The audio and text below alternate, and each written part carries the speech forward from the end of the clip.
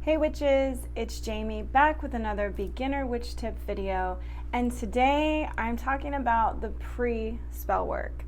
Not a lot of people go into things to address before you do a spell. Number one, mentally preparing to do a spell. A lot of it is in our mind. Our energy and our vibration comes from our mood and our emotions. So you kind of got to have your mind right before you get into a spell.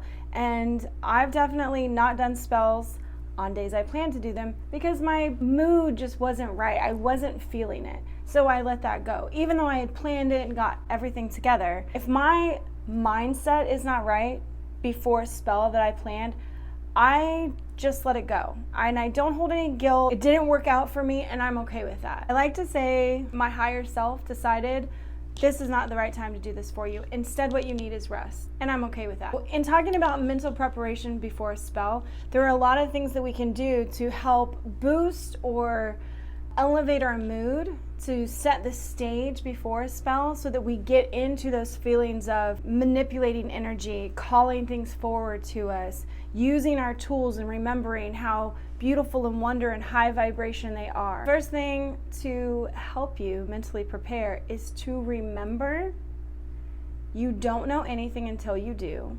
So practice is key. And you can practice it multiple times. Doing a spell one time does not have to be the end all be all. And you don't have to do a new spell if the spell you've done didn't work. If you're redoing a spell even, practice it a couple times. Each time you practice a spell, you're gonna naturally get better at it because you've already done it before. That's habit building. You can do a spell, wait a month, 6 months, do it again. Or what I like to have new witches do is actually set up their entire spell, get everything out, sit in that energy, feel what it feels like to be there, getting ready to start it, and then they walk themselves through the things that they're gonna do. They're not actually mixing the herbs yet, they're not lighting the candle necessarily, but they're walking through the motions. It's a spell rehearsal. That can take away the first time, second time, third time jitters of, I'm doing a spell, this feels really heavy, this feels really serious, and instead letting it be a thing that just flows, just very light.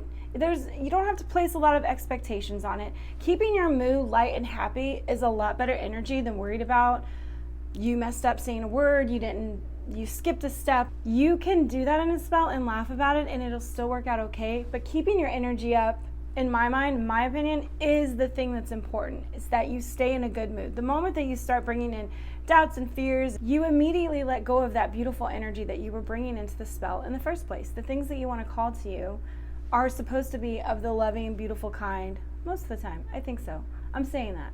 You don't want to let yourself go to this dark place while you're trying to bring in a loving energy, while you're trying to manifest or do a spell for something that's going to bring you things that probably add to your happiness. I'm going to say most of us do spells that add to our happiness and our place in life. And just remember, there are no failures. You could just redo it. You'll learn something if you have to redo it a third, fourth, fifth time. Even if it's just practice, you're gonna learn every time you do something. There's gonna be something else that comes out of it as a learning lesson. So the second question or topic that is a big discussion sometimes is like real versus fake spells. I guess I know what people are talking about when they say a real versus fake spell. For instance, if you've ever looked into I think they call it the witch's flying oil or flying whatever concoction, I don't know. It calls for some ridiculous, inhumane ingredients. That would be something that I would say is a fake spell because you're not going to actually get, the entrails of some animal, and I think it calls for like baby human parts. I don't know. Weird stuff that is just no, we're just not going to do that. Fake would be something that really puts you way outside of your comfort zone or way beyond your capabilities of like what you can gain. Like if it's telling you have to find something that is so damn elusive that you're having to take trips to go get it and finagle all this stuff. I'm not going to call the spell fake, but I'm going to say that it's made purposely hard to make you think that it's more powerful because you've got to go through all of these journeys in order to pull the things together. When really, you could sit and just meditate on the desired outcome and it would have the same effect. It's the energy that you put into it. So expending the energy to run to 5 different states to pick up ingredients, That's a lot of energy and commitment. I can see where maybe there's a valid point in doing that. But on the other hand, if you spent just as much time as you would running around, meditating or thinking about and visualizing the outcome that you wanted, the energy matches. It's the same. And you can stay in a positive mindset and not go anywhere or expend physical energy, just mental energy. The real versus fake spells, you be the decider of that. Always trust your gut on what you think you should go with. Keep it simple. And if you can, keep it local. Use substitutions. That's also okay. That kind of leads me into the next thing. The tools that we use for our spells. I have definitely seen a lot of rare crystals in spells, not try to be added, but in spells, asking for this rare thing. Maybe it's even a gemstone that you usually only find in jewelry. When you're thinking about your tools, I want you to remember what tools actually do for us as witches, as humans even. Our tools. They're here to make things easier and to set an environment that helps bring up our vibration or call in the energy. You're acknowledging the energy and the vibration of the thing, and that's boosting yours. It's like having all your best friends around, having those 3 crystals and 6 herbs and the bowl that you're mixing and lighting the candle. All of those things should make you feel like you're getting more in touch with your magic. And the ritual of it, by doing and touching and going through all of the things, is what helps your vibration come to that higher state so that you're producing the energy that's pulling towards you the outcome that you're really looking for. So here's a fun fact. You don't need a single ingredient to do a spell. You just don't.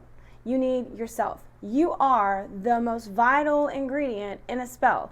Your mindset, how you think, what you're thinking, your mood while you're in it, those all play a really big factor. People will talk about, that's your intention, setting your intention. I don't use that word as much because I think about our intention as like our goal, my goal. So if it sounds better to say your intention is set for that space, like I intend to be happy the whole time I'm doing, or feel love, or feel prosperous, or feel healing, then yeah, that's setting the intention for the entire thing. But really, we're visualizing the outcome that we want, and we're trying to pull that outcome towards us. Ultimately, there's not a single tool needed for it except for you. You have the ability to change the energy over and call to you what you want. That is basically spell work. So with saying that, I will be doing a spells versus manifestation video just so that we can really talk about the very few differences, but all of the similarities of manifestation with meditation, visualization, and spell work. Because these things blend together beautifully, and they can enhance your spell work. So with that is my pre-spell work tips for you guys to consider, think about. Leave a comment below if this resonates with you or doesn't, or things that you've learned that maybe in the beginning you thought you had to have that one crystal or herb, and doing it without the spell, it worked anyways. See you guys next time.